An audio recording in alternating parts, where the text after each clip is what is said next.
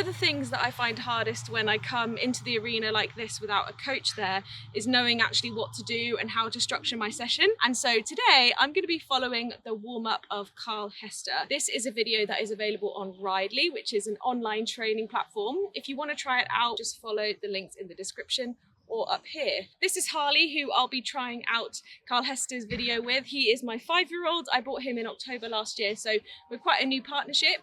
We are currently training at prelim intro and competing at intro, which in the UK is the absolute beginner's dressage sort of standard, just walk and trot tests. So hopefully we'll be able to show you both ends of the spectrum, and I hope that that will give you the confidence to try it out with your own horse. So let me get Harley ready and we'll see you in there. Hello and welcome to Oaklebrook Mill in the UK. My name is Carl Hester and we're going to be talking about some exercises and warming up in the dressage arena. So today my guinea pig is Charlie.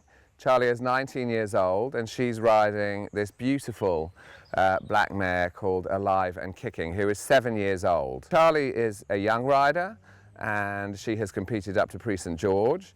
And this lovely mare has competed up to advanced medium levels. The important bit of your warm-up, of course, is the relaxation that you get at the start. So we've already seen Charlie take Audrey, as we call her, around the field, and we do this with every horse each time we school. So we go out into the field, and that has to be a good 10-minute walk on a long rein.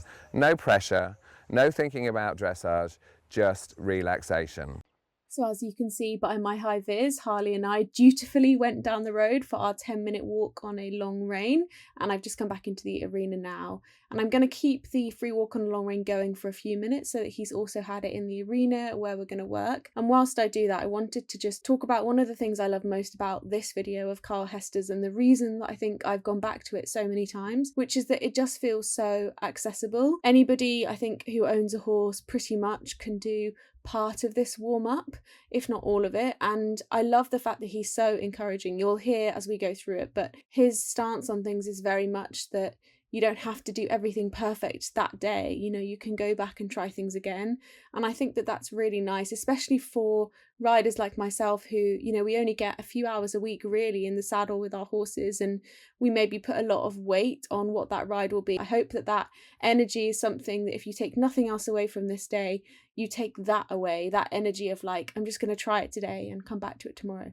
All right, let's move on to part 2 of the warm-up. Now we always start really just being able to use the arena first of all. Do your zigzag where you turn left, you turn right, you just walk down the arena towards me. So the whole use of the zigzag, as I call it, or the shark's teeth, is where you move to the left, you move to the right, and it just helps the horse focus.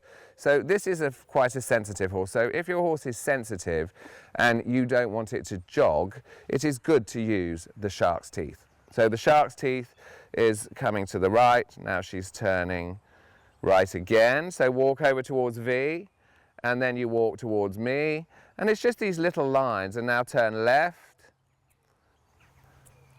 and then you're going to get to the centre line, turn left again towards P, and then you will go back up from P towards H. So I had actually never done the shark's tooth exercise in a warm-up before, and there were 2 observations that I had that may help you if you're trying this for the first time too.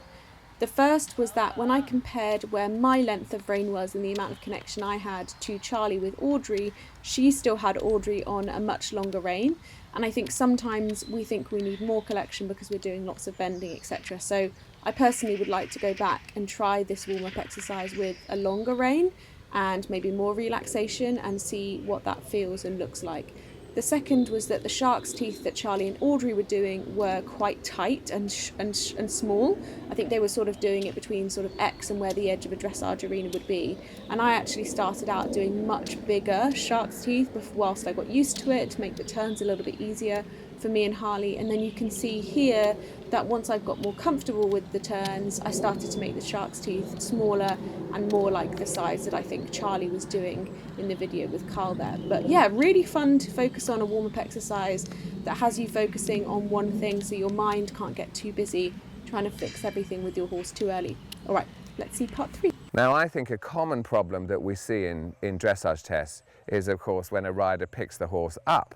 So they can walk on the diagonal, free walk on the long rein, but when they pick the horse up, the horse will maybe jog. That is a common problem we see. So something else to work on in your warm-up, just between your long rein, is when you pick up the walk. Let's see, you pick up your medium walk now. So she's going to take her contact with Audrey, and as she picks her, she's going to slow her walk down. So she almost teaches her to walk on the spot. So this is a good exercise for you. Walk on the long rein, you pick the horse up, and now very slow steps, one step at a time. Think 1 foot, 1 foot, yeah, like this. So again, this was an exercise I'd not tried before, but once again felt really relatable what Carl said about picking a horse up after free walk on a long rein. It can be tempting for them to jog, and I think this is something that we experience, especially at the lower levels of the sport. So it was nice to have an exercise to work on that with. And I also found that it was a really nice way to check in to the different parts of my body and how I was asking Harley to stop, using my seat, using my hands, using my back, etc. As someone who can be hand dominant and something that I'm actively working on, I found this a really useful exercise to try and tune into using my body and my seat more effectively.